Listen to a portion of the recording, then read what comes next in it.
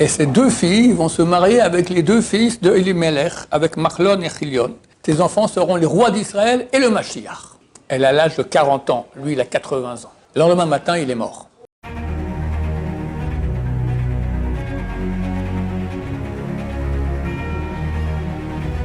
Ce jour dédié pour l'élévation de l'âme de David ben Mes'ouda, Zecher Tzadik Livracha. Ce vendredi, c'est la fête de Shavuot. Et à Shavuot, on lit Megillat Ruth.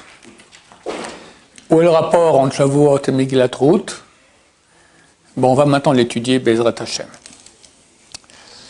À l'époque de la Megillat Ruth, c'était encore avant l'époque des rois d'Israël. Il y avait des shoftim. Shoftim, ce sont des juges, des gens qui étaient des gens de très grande qualité, qui jugeaient le peuple. À cette époque, il y avait un grand juge qui s'appelait Boaz.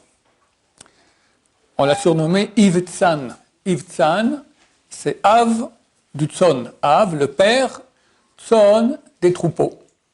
Les troupeaux, c'est le peuple, et lui était comme un père. Il a fait beaucoup pour assurer la sécurité militaire, on va dire, des Juifs ici en Israël. Alors il y a eu sécurité, Baruch Hashem, mais au niveau de la qualité de vie des gens, ça n'allait pas du tout. Les gens n'étaient pas trop religieux, et n'étant pas religieux, donc Dieu n'amenait pas les richesses de la terre, donc il y avait la pauvreté, et ils commençaient à demander qu'on leur donne à manger. Ils allaient même dans des greniers, prenaient, enfin il y avait du vol, c'était terrible. Il y avait à l'époque un parent de Boaz qui s'appelait Elimelech. Il était extrêmement riche. Et il était marié avec une femme qui s'appelait Naomi. Il avait deux enfants, Machlon et Chilion.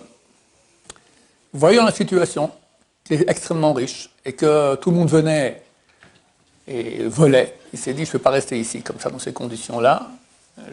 Ils vont tout me voler, je pars. Et il part dans un pays voisin, Jordanie actuelle, qui s'appelait à l'époque Moab. Et il s'installe là-bas. Il avait tort, parce que c'était un grand homme. Le peuple d'Israël l'aurait respecté. Et il aurait pu faire en sorte qu'on ne le vole pas et d'aider le peuple d'Israël. D'ailleurs, 10 ans plus tard, sa femme revient en Israël, sans son mari qui est mort, sans ses enfants qui sont morts, elle revient. Et il s'avère que de tous les gens qu'il y avait dans sa ville et dans le pays, tous étaient vivants. Les seuls qui sont morts, c'est en fait Elimelech, ses deux enfants, parce qu'ils ont quitté la terre d'Israël. C'est un bon renforcement pour vous et pour nous de venir habiter la terre d'Israël, super important. Ils partent là-bas, et ces deux enfants, Machlon et Chilion, vont se marier avec deux femmes du pays. Ce sont les... Ils s'appellent Ruth et Orpa, et elles sont les filles de Eglon, le roi de Moab. Eglon va mourir. Il va laisser deux filles qui n'ont qu'une mère, qui n'ont pas de père. Et ils vont se marier avec les enfants de Elimelech, Machlon et Chilion.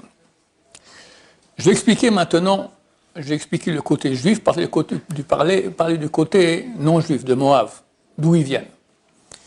À la base, c'est le neveu d'Abraham Avinu, Lot. Lot, il quitte Abraham et va s'installer dans la vallée du Jourdain, la mer morte. Il n'y avait pas la mer morte à l'époque, il y avait une vallée extrêmement fertile. Il va là-bas, et c'était des gens qui se comportaient extrêmement mal, et Dieu décide de détruire toute la région là-bas, mais sauf Lot, à la base avec sa femme et ses deux filles, mais ils ne peuvent pas se retourner. Quand ils partent, ils n'ont pas le droit de se retourner pour voir comment Dieu détruit les villes dans lesquelles ils habitaient. Et sa femme se retourne, tac, elle est transformée en statue de sel, et il ne reste plus que lui avec ses deux filles. Il va dans une grotte, et il se dit que certainement le monde entier est détruit, et il a des relations avec ses deux filles, tous les deux filles qui ont des relations avec lui, et elles vont tomber enceintes. la fille aînée va mettre au monde un homme qu'elle va appeler Moab. Moab, ça vient, Av signifie le père, Moab, mais Av, du père. La deuxième, elle est plus discrète, elle va l'appeler Ammon. Et de ces deux personnes vont naître deux peuples, le peuple de Moab et le peuple de Ammon. Maintenant, je rappelle que Elimelech, il est parti dans le pays de Moab. Dans le pays de Moab, lorsque Béné Israël quitte l'Égypte et vont arriver dans la région pour rentrer en terre d'Israël, le pays de Moab vont prendre un roi qui s'appelle Balak.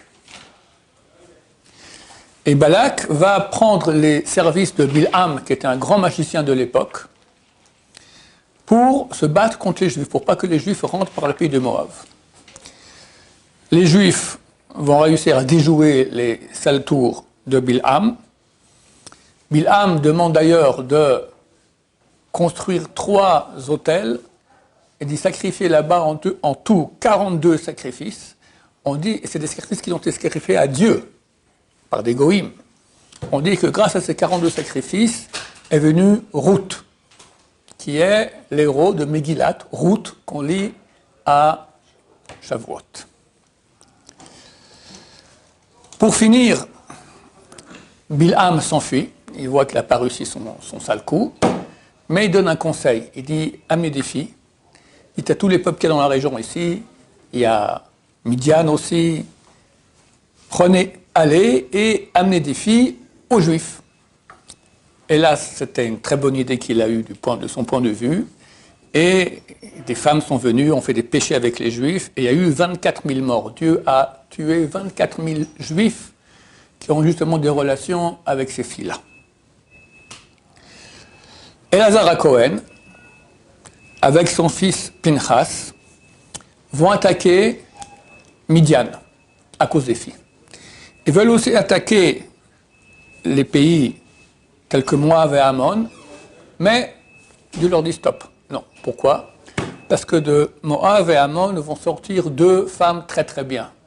De Moab va sortir Ruth, de Ammon, une autre femme qui viendra 4 générations plus tard et se mariera avec Shlomo, le roi Salomon. Le roi à l'époque de Midian, c'est Balak. Son petit-fils, qui devient roi aussi donc de Moab, Eglon. Et lui, il a 2 filles, il va mourir. Et ces 2 filles vont se marier avec les 2 fils de Elimelech, avec Machlon et Chilion. Les 2 filles de Eglon, c'est Ruth et Orpa. Elimelech va mourir. Il va perdre beaucoup d'argent. Machlon et Chilion vont subsister, mais après 10 ans, il meurt aussi. Et Naomi, la femme de Elimelech, se retrouve seule, avec 2 filles. Seule, elle est donc veuve, avec 2 filles veuves aussi de leurs maris qui sont morts. Elle se dit, pourquoi ça m'arrive tout ça ? Parce que j'ai quitté Israël, je rentre en terre d'Israël. Super rapide, elle décide ça. Elle commence à partir pour Israël. Les 2 filles l'accompagnent, elle dit, restez, ne venez pas avec moi, ça ne sert à rien. Une des filles, c'est Orpa. Orpa, ça vient du mot Oref, signifie la nuque, c'est les côtés des forces du mal là-bas. Elle décide effectivement de la quitter. Elle rentre de nouveau dans son pays, elle devient super impure. Mais Ruth décide, je vais avec toi. Ton peuple, c'est mon peuple, ton Dieu, c'est mon Dieu. Et elle suit sa belle-mère. Ils arrivent là-bas pendant la fête de Pessah, à Bethléem, c'était leur endroit. Et là-bas a lieu un très grand enterrement, celui de la femme de Boaz. Boaz s'est famille avec eux. Sa femme est décédée. Et toutes les femmes là-bas, elles voient comment Naomi est revenue, dans quelle situation, dans quelle pauvreté. Et il s'installe là-bas donc à Bethléem. La fille c'est Ruth, comment elle va gagner sa vie? Elle va aller dans les champs, glaner. Tu as les paysans qui vont. D'abord, il y a une partie qu'on donne, c'est la PA, un certain morceau du champ pour les pauvres. Et après, quand les paysans ils ramassent, ils coupent le blé, s'il y a 2 morceaux de blé qui tombent, ils laissent par terre, c'est pour les pauvres. S'il y a 3 morceaux qui tombent, alors ils peuvent ramasser les 3. Et comme ça, derrière, les pauvres, ils attendent qu'il y ait un peu de morceaux qui tombent et ramassent. Et c'est là-bas que va Ruth. Mais Ruth, elle va à un champ et voit qu'ils sont là-bas des gens pas très bien. Elle ne veut pas. Elle va dans un deuxième, pas très bien. Elle arrive dans un troisième champ. C'est en fait celui qui appartient à Boaz, qui est famille avec elle. On donne la PA, mais elle ne va pas prendre la PA parce qu'en attendant, elle refait le chemin vers la ville parce que c'est le soir qu'on rentre, elle ne veut pas se paumer, se perdre comme ça. Là. Qui c'est là-bas? Peut-être des garçons qui se baladent. Donc, tout ce qu'elle réussit à avoir, c'est un peu l'argent, les morceaux qui sont tombés comme ça. Elle rentre à la maison, elle amène ce qu'elle a amené, le lendemain, elle rebat de nouveau dans ce champ. Et le lendemain, qui vient visiter le champ? Le propriétaire, Boaz. Et il voit Ruth, il voit qu'elle est différente des autres. Toutes les femmes qui se prosternent pour ramasser, comment se prosternent? Les pieds debout, elles se baissent. On voit les fesses comme ça, c'est pas ça non. Elle se baissait complètement, elle s'agenouillait pour ramasser par terre et se relever. Alors elle demande au type, là, un de ces garçons là-bas, c'est qui cette fille-là? Ah, ça laisse tomber, c'est une Goya. Goya. Ouais, c'est la fille avec laquelle elle est revenue, Naomi, de Moab. Et mon cher ami, je reviens maintenant du Bédine. Et maintenant, au Bédine, on a parlé de ça exactement. C'est marqué que les Moabites ne peuvent pas devenir juifs, ne peuvent pas se convertir. Pourquoi? À la chair, bamaim ou valechem. Parce qu'ils ne vous ont pas amené sur le chemin. Le peuple juif revenait d'Égypte. Va, propose-leur un peu de pain, un peu d'eau, rien. Pour ça, ils ne peuvent pas se convertir jamais. Mais ce matin, on a tranché au Bédine. C'est qui va amener de l'eau et du pain? Les hommes. Ce n'est pas les femmes qui vont aller voir un peuple inconnu, c'est les hommes. Donc les hommes qui se convertissent ne peuvent pas se convertir. Mais les femmes, oui. Et donc, Ruth peut se convertir. Et depuis, regarde comme elle se comporte bien. Certainement, c'est une fille très bien et c'est une bonne juive. Pendant 3 mois après un décès de sa femme, un homme ne peut pas se marier. Du genre, on ne remplace pas sa femme comme ça. Mais après 3 mois, il a 80 ans. Lui, il ne cherche pas forcément une femme pour se remarier. Il est déjà super âgé. Mais Naomi dit à Ruth, ce serait bien que tu te maries avec lui. Parce qu'il est une autre famille. Et il y a une mitzvah, à l'époque, on ne fait pas ça aujourd'hui, on fait avec le membre de la famille, le frère, d'accord? Mais même à l'époque, avec les oncles, comme ça, on faisait. Donc ce serait bien de faire la mitzvah de se marier avec lui. Et puis lui, c'est un grand. Peut-être que de vous sortira. Moi, je pense que si vous vous mariez, vous aurez des enfants. Tes enfants seront les rois d'Israël et le Mashiach. Comme ça, elle dit Naomi à Ruth. Elle lui dit, tu es allé en pleine nuit dans l'endroit où dort, dans les champs, près du monticule de graines qu'il y a dans les champs, là-bas, dans le propriétaire. C'est pas normal, mais vu qu'il y avait tellement de voleurs à l'époque, donc il dormait là-bas. Il ne peut même pas compter sur des employés à lui. Ils auraient pu voler aussi, être de connivence avec d'autres voleurs, donc lui, il dort là-bas. Et au milieu de la nuit, Ruth arrive là-bas. Elle va le réveiller. Lui, il voit tout, il ne comprend pas comment dans les champs on va trouver une femme comme ça. En plus, elle se fait bien, lui dit, non mais t'es une femme ou t'es un shed, t'es un démon? Je suis une femme, je suis Ruth. Je te demande de racheter nos champs. Toi, tu es l'homme le plus proche de la famille, rachète nos champs. Et tu me prends aussi, moi, comme femme. Il faut du courage pour dire une chose pareille. Lui, il dit, écoute, je ne peux pas dire oui, parce qu'il y a quelqu'un qui passe avant moi. Mais demain matin, je vais aller le voir. S'il refuse, me marier avec toi. C'était énorme, parce qu'il y avait un grand Yetzerara, une belle fille comme ça. Il n'a pas touché à rien du tout, ils n'ont rien fait. Il lui donne 6 graines de blé par rapport aux grandes personnes qui vont sortir de Ruth. de ses descendants. 6e, c'est le Mashiach. Et elle rentre à la maison, elle raconte ça à Naomi, et Naomi dit « Ok, attends, il va vérifier ». Il vient voir la personne qui passe avant lui, qui s'appelait Tov, qui lui dit « Écoute, voilà, il y a Naomi qui est revenue, il y a ces champs, est-ce que tu veux les racheter ?» Il dit « Oui, ça m'intéresse. Mais si tu les achètes, il faut aussi te marier avec la fille Ruth. » Elle dit « Non, moi je ne veux pas. » « Pourquoi tu ne veux pas ? Pour moi c'est une Goya. » « Quoi une Goya ? On a tranché au Beddin qu'elle est juive. » « Non, non, laisse tomber, moi, je ne crois pas à ces trucs. » D'accord ? Il refuse, il va au Beddin, il amène là-bas Ruth, et il se marie. Il se marie le même jour. C'était la veille de Shavuot. La veille de Shavuot. Le soir même,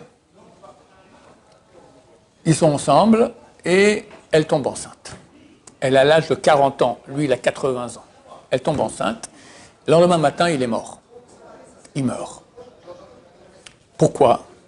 Parce que c'est le jour où il était né, et Tzadikim, le jour où ils sont nés, aussi ils meurent. C'est comme ça avec le roi David. C'est à Shavuot qu'il est né, c'est à Shavuot qu'il est décédé. Mais elle est tombée enceinte. Et 9 mois plus tard, va naître un enfant qu'ils vont appeler Oved. Oved, c'était le grand-père du roi David. Oved, Ishaï, David. Vu qu'ils ont fait ça avec beaucoup de sainteté, donc Oved était super kadosh. Son fils, Ishaï, c'est une des 4 personnes qui n'a jamais fait aucun péché de sa vie, bien qu'il ait vécu 400 ans. Le fils de Ishaï, c'est le roi David, Bezrat Hashem. Donc, oui. Vous avez dit que Oved est super kadosh. Oui. Parce qu'il a été fait avec beaucoup de sainteté par ses parents. 80 ans, tu comprends à quoi il pense le monsieur, et Ruth qui était super sainte aussi, donc les deux, ils ne pensaient pas à des trucs sales, à se super sanctifier pour qu'il y ait une grande âme qui descende. Comment ça marche ? Quand tu te marieras, tu recevras des cours sur le sujet. D'autres questions, messieurs ? Alors, bien qu'il n'y ait aucun rapport, a priori, entre la Megillat Ruth et la fête de Shavuot, néanmoins, on lit à Shavuot la Megillat Ruth, parce que tout cela a eu lieu pendant Shavuot. C'était la nuit de Shavuot, où Ruth est tombée enceinte, et vu que c'est le moment où est né le roi David, et où est décédé le roi David, donc on lit la Megillat Ruth. Voilà, Bezrat Hashem, que Dieu nous aide à nous sanctifier, et que très bientôt on est Mashiach Bezrat Hashem. Kol Tuv, bonne fête et bonne journée.